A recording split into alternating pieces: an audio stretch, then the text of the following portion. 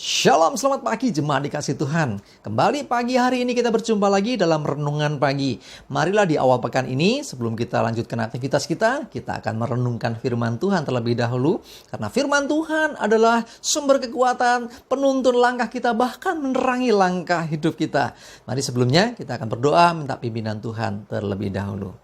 Bapa di surga, terima kasih kembali pagi hari ini Tuhan. Di awal pekan ini, kami datang ke hadirat-Mu menaikkan segala puji, hormat dan syukur atas segala rahmat dan berkat-Mu, atas perlindungan, pemeliharaan dan penyertaan-Mu atas hidup kami. Terima kasih Tuhan, kami mengucap syukur.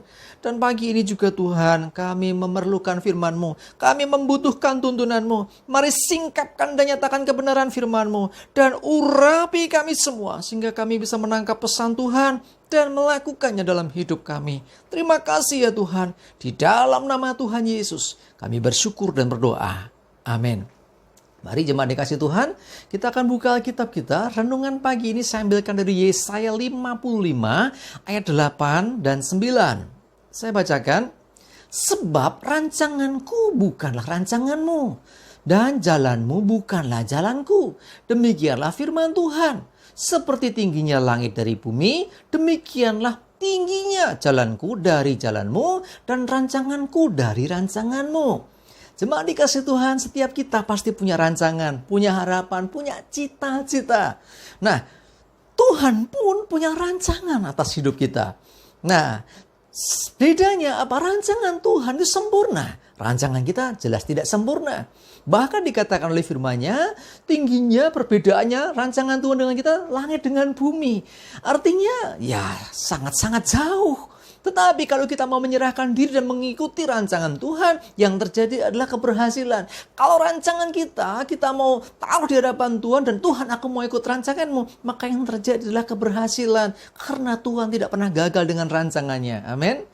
Nah, yang jadi masalah seringkali ketika kita mengejar, melakukan apa yang sudah kita rancangkan, sering terjadi kegagalan. Jemaat dikasih Tuhan, kegagalan yang terjadi atas hidup kita, asalkan kita minta pimpinan Tuhan dari mulanya, terus berdoa supaya disertai Tuhan. Kok gagal? Saudaraku, seringkali kegagalan terjadi itu mengerjakan rencana Tuhan. Belum tentu belum tentu kegagalan yang kita alami itu adalah akhir dari semuanya. Bisa saja di balik kegagalan kita, Tuhan sedang kerjakan sesuatu sesuai dengan rencananya. Coba kita lihat dalam Kejadian 50 ayat yang ke-20. Saya bacakan. Memang kamu telah mereka-rekakan yang jahat terhadap aku, tetapi Allah telah mereka-rekakannya untuk kebaikan, dengan maksud melakukan seperti yang terjadi sekarang ini, yakni memelihara hidup suatu bangsa yang besar. Ini statement Yusuf ketika berjumpa dengan saudara-saudaranya di Mesir. Yusuf yang pernah dijual oleh saudara-saudaranya itu, hari itu tampil sebagai seorang penguasa di Mesir. Saudaranya nggak nyangka, bukankah Yusuf sudah dibuang, bahkan dijual, ya? Tetapi sekarang kok ada di depan kita sebagai seorang penguasa? Ya, mereka nggak menyangka. Karena sesungguhnya apa yang dianggap jahat, apa yang jahat yang dilakukan oleh saudara-saudaranya, Tuhan pakai justru untuk menggenapi rencananya. Jadi Yusuf yang dibuang ternyata itu istilahnya kehidupan Yusuf yang memang mengalami proses yang tidak mudah. Tetapi itu semua Tuhan berperkara sehingga akhirnya Yusuf jadi orang yang berhasil. Ya, manusia mereka-rekakan yang jahat, saudara-saudaranya merancangkan yang jahat untuk Yusuf. Tetapi Tuhan mengubah keadaan, ada pembalikan keadaan terjadi. Coba dikasih Tuhan, kadang-kadang apa yang dilakukan manusia nggak seperti yang diinginkan, gagal, bahkan mengalami mungkin rugi. Tetapi kalau kita di dalam Tuhan, di balik itu semua pasti ada sesuatu yang Tuhan kerjakan. Contoh, zaman kelahiran Yesus, diadakan sensus. Lalu siapa mengira? Sensus diadakan pada saat Maria kandungannya sudah besar, sudah mendekati waktu melahirkan. Tetapi yang namanya itu aturan pemerintah, semua harus tunduk. Akhirnya Yusuf mengajak Maria ke Bethlehem, kota Daud, karena Yusuf keturunan Daud, mau tidak mau harus ke sana, ke tanah kelahirannya. Dan ternyata betul, sampai di sana melahirkan. Coba nggak ada sensus.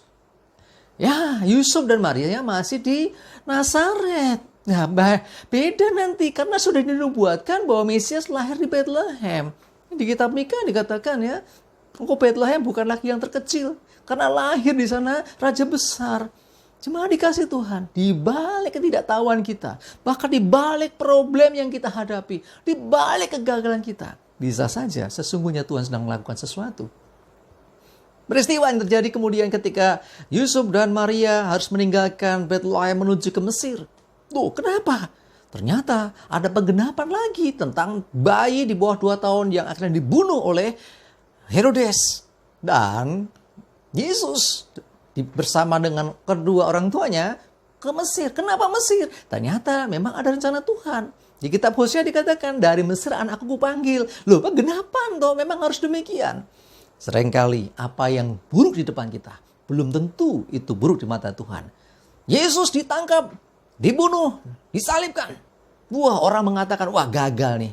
Wah, mati, selesai deh. Ternyata di balik kematiannya, Tuhan sedang mengerjakan penebusan manusia dari kuasa dosa. Jadi sebetulnya apa yang dianggap gagal, belum tentu gagal. Saudara, ada kisah lucu, unik. Bukan lucu ya, unik ya. Satu kali ada kisah yang saya baca itu, seorang penjual tahu. Tiap pagi dia naik angkot, satu kali dia mau naik angkot, udah berdoa paginya di tengah jalan, ya dia kejegur di sungai, dagangannya numplak semua. Dia pulang dengan mengeluh, ya Tuhan, kenapa gagal seperti ini? Siang harinya dia lihat TV, di situ ada berita sebuah angkot masuk jurang, penumpangnya tewas semua. Itulah angkot yang biasa dia tumpangi.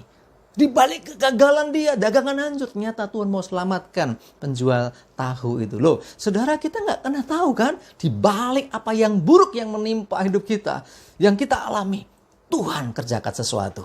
Percayalah bahwa Tuhan tidak pernah gagal dengan rencananya. Kalau kita mau ikuti rencana Tuhan, kita pun pasti akan mengalami keberhasilan. Kegagalan kita itu biasa, tetapi ketika bersama Tuhan, pasti ada keberhasilan di sisi yang lain. Percayalah bahwa Tuhan tidak merancangkan yang buruk untuk hidup kita, tapi rancangan yang damai sejahtera.